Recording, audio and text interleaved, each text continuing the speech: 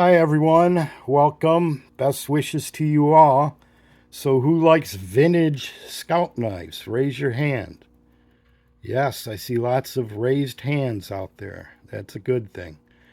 So, I purchased this Pale Blade Company Scout, which might be an engineer's knife for the military in World War II, but we'll take a look at some information. First, let me tell you, Pale Blade Company was the company that bought Remington's knife division, and they're probably most famous for continuing Remington's hunting knife, the RH-36, which was used by the military in that war as a utility fighter.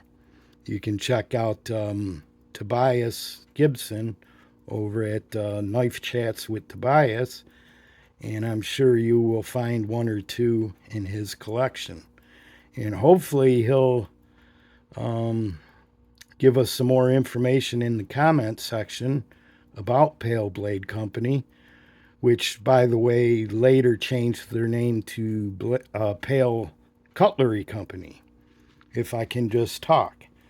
So, you know me. First, let's take a look at the knives here. I got a little information to share, and we'll try and go over them real quick.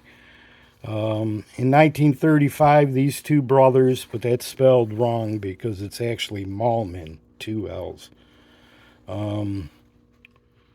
They opened a razor blade business in New York and incorporated it as Pale Blade Company. Then in 1939, they purchased the Remington Cutlery plant out of Bridgeport, Connecticut, and moved the business to Holyoke, Mass. Pale Blade Company made pocket knives using a combination of Pale and Remington parts. Thus was born the Pale Remington Transition pocket knife. And those were the ones from 1941 to 45, which is this model here. Excuse me, my voice is just coming back. It's crazy. So bear with me. Now, Pale never had a well, here, we'll take a look at this. The first stamp that they used was Pale Blade Company, made in the USA. And then on the smaller knives, they used Pale USA or just Pale. And some of them had the circle, like the Remington. And here's what you might see on a Pale Cutlery or a Pale Blade Company knife. By the time they changed their name to Pale Cutlery, they had used up all the extra parts from Remington. But you may find a transition knife with Remington blades. This one does not have that. It just says Pale Blade Company. But you'll see the first stamp that they used here and then the second. Now, they didn't last long. They went out of business in the early 50s, and that's because the machinery started breaking down, and it was nickel and diming them to death, and they didn't want to replenish any of their machinery, so they just shut it down and continued to make razor blades, because they also had a factory in a couple places here. Let me see. In Montreal and Newfoundland and South America. So they were making razor blades all over the world. Any other information in here? Yeah, here. You'll see some of the stamps on the blades. The Pale Scout, which is this. If it's a true transition knife, it'll have a Remington number on it. And then your smaller knives, the one blade, you'll see all Remington model stamps. Unfortunately, none of mine are like that. These two are from 1945 to the shutdown. Pale Cutlery. This is a cigar jack, and this is a cattle knife. And here is the Scout.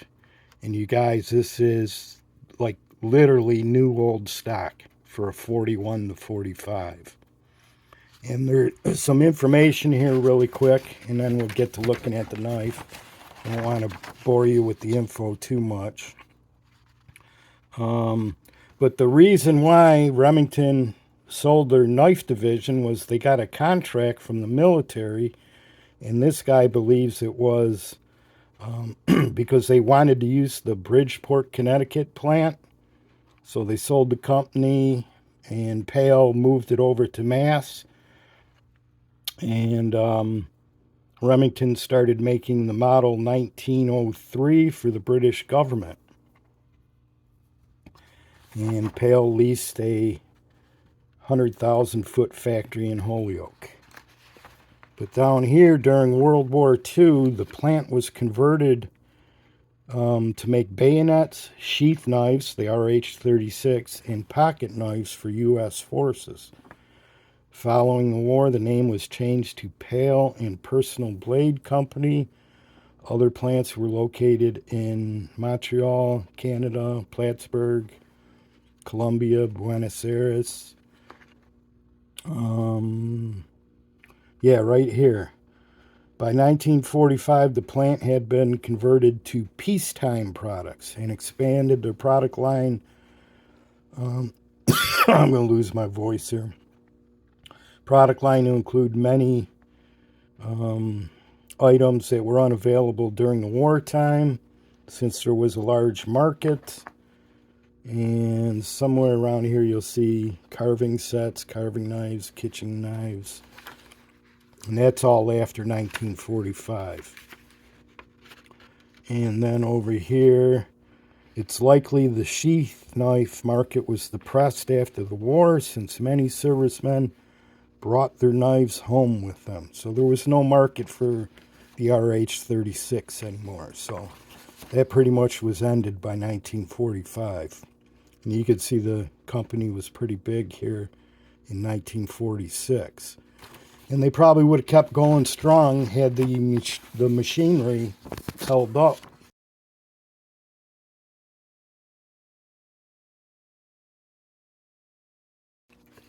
But they didn't want to reinvest, so they shut down. So first let's take a look at, this is called the baseball shield. And it's a cigar jack. And you'll see, they say, I read this, take it with a grain of salt, but I read it in a thread that they call this the baseball shield, and it's extremely rare, but I couldn't find no concrete evidence of that. I haven't never seen another one on eBay. But you got this big clip point with the long pole, and this has been a extremely fun carry for me. And your pen blade. All of these are 3.75 inch closed, and you'll see it looks like they're all on the same frame. This one has two really thick back springs with a thin brass spacer and thin liners, whereas the cattle knife, no shield, has the same clip point. You can see it was cleaned probably with a Dremel. And Pale Cutlery Company, made in the USA. And you'll see, as a cattle knife, you have your three blades. And this is also a nice fun carry. Easy open. But these would not have any Remington markings. This is after the transition. So we got two of those. Oh, here, yeah, I wanted to show you the difference. Although the frame is the same, you'll see the back springs are thicker on the cigar jack, whereas the spacer is thicker on the cattle knife, as well as the liners. And those are in brass. So now we get to the good one here.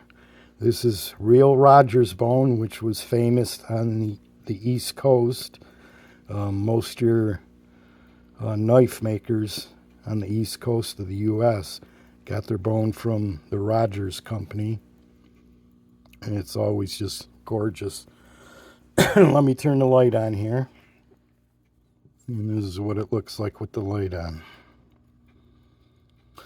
Gorgeous brown bone, all steel construction, brass pins.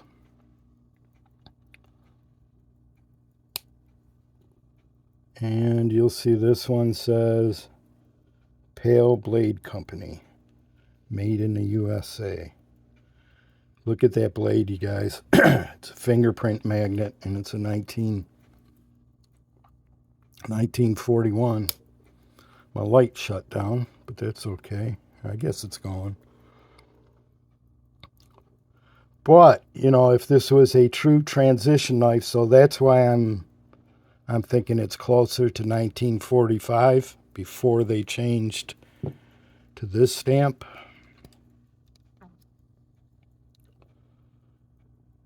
And you'll see that's Pale Cutlery Company. Both of them say that. And this is Pale Blade Company. But sometimes you can find these with a Remington stamp on the back and a Pale Cutlery stamp on the front. Sometimes you'll find them with a Remington stamp on the front and a Remington model number on the back, even though it was made by Pale. So this is kind of unique for a Scout because it does have the old school two-piece can opener, which opens from the bottom. But it doesn't have a punch, which makes me believe it could be an engineer's knife. Since, you know, it said in that document that pretty much everything they were making from 41 to 45 was for service members. Try and get this straight without scratching the blade. Because for the use your knife crowd, this is not a user. These are. It's got this little tiny nail neck. Pen blade. Still real snappy after all them years. Although my pocket watch will be 100 years old next year. So that's that's actually older than this. But they're both in great condition. So there you have a pen blade instead of a punch. Easy open. I just don't know what they were thinking on with this kind of little tiny nail nick here. And that has a nice juicy nail nick there. Let's see if we can clean some of that grime out there. See if we can get a nice little shine. Where's my light at? There we go. Woo! So yeah, I respect the use your knife crowd.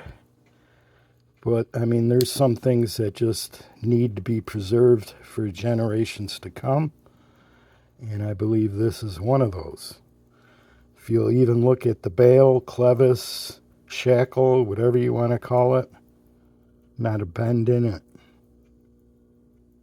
Pristine. Moves, has great motion.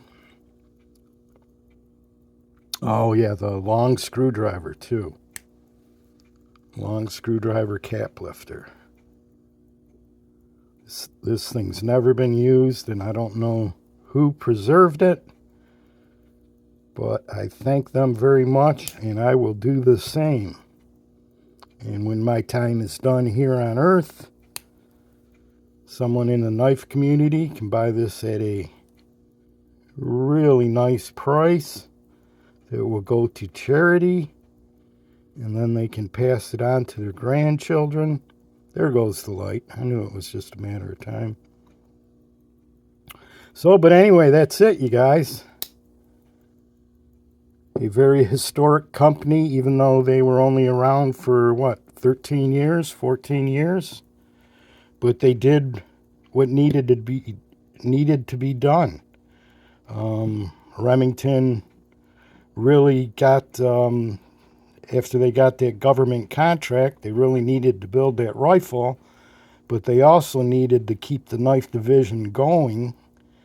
So they worked it out with Pale Blade Company, and everyone was happy, as these knives here were supplied to the soldiers in the war effort in the famous RH-36 fixed blade, which is on my list.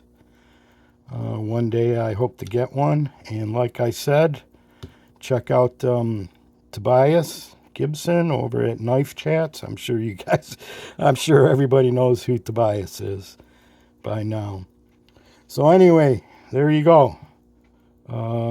Cattle knife, cigar jack, and a scout knife, all on the same pattern over a series of a decade. So until next time, my friends, take care. Peace. Bye-bye.